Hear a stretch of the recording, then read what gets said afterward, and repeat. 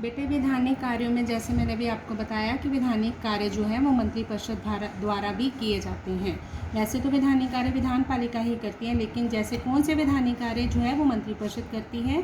सबसे पहले बेटे देखो, संसद का जब भी अधिवेशन होता है ना, राष्ट्रपति द्वारा बुलाया जाता है, लेकिन वो अधिवेशन कब बुलाया जाएगा इस बात का फैसला जो है वो मंत्रिपरिषद का होता है। सेकंड देखें, राष्ट्रपति को ही संसद में भाषण देकर संसद का उद्घाटन करना होता है, लेकिन याद रखो बेटा, वो भाषण सिर्फ राष्ट्रपति वहाँ पे जाके पढ़ता है। उस भाषण में क्या होना है, उसने क्या अनाउंसमेंट्स वहाँ पे करनी है, वो सारा काम मंत्रिपरिषद ने ही करना है। मतलब वो भाषण तैयार मंत्रिपरिषद करती है, राष्ट्रपति वहाँ जाकर उसे सिर्फ पढ़ता है। और जो कोई भी बिल जो है संसद में पेश होने हैं वो भी मंत्रिपरिषद द्वारा ही पेश किए जाते हैं।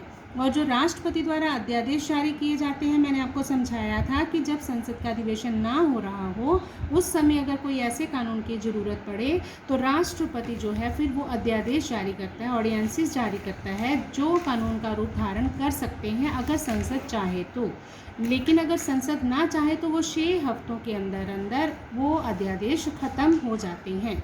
वो अध्यादेश कौन से राष्ट्रपति ने जारी करने हैं, किससे रिलेटेड होंगे, ये फैसला मंत्रिपरिषद का होता है। मंत्रिपरिषद के कहने पर ही राष्ट्रपति वो अध्यादेश जारी करता है। नेक्स्ट है, राष्ट्रपति की सलाहकार होती है। राष्ट्रपति मंत्रिपरिषद से किसी भी समस्या पर सलाह मशवरा कर सकता है, लेकिन वो उसको मानने के लिए बाध्य नहीं होता। लास्ट पॉइंट है बेटे, वित्तीय कार्य, फाइनेंशियल फंक्शंस भी करते हैं। हर वित्तीय वर्ष के शुरू होने से पहले वित्त मंत्री जो होता है ना, देश का बजट संसद के सामने पेश करता है उसकी स्वीकृति के लिए, लेकिन वो बजट जो है वो मंत्री ही बनाते हैं। मंत्री ही ये निश्चित करते हैं कि कौन से कर लगाने हैं और कौन से कर कम करने हैं।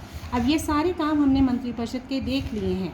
अब इसकी पोजीशन क्या है, इन सभी को देखकर हम कह सकते हैं बेटा कि राज्य प्रबंध की जो बागडोर है वो मंत्रिपरिषद के हाथों में होती है, और देश का सारा राज्य प्रबंध जो है वो ठीक तरह से चलाने का पूरा जो जिम्मेदारी है वो भी मंत्रिपरिषद की होती है। इसलिए कहा जाता है कि मंत्रिपरिषद तानाशाह बन जाती है, डिक्टेटर बन जाती है, लेकिन ऐसा नहीं हो सकता।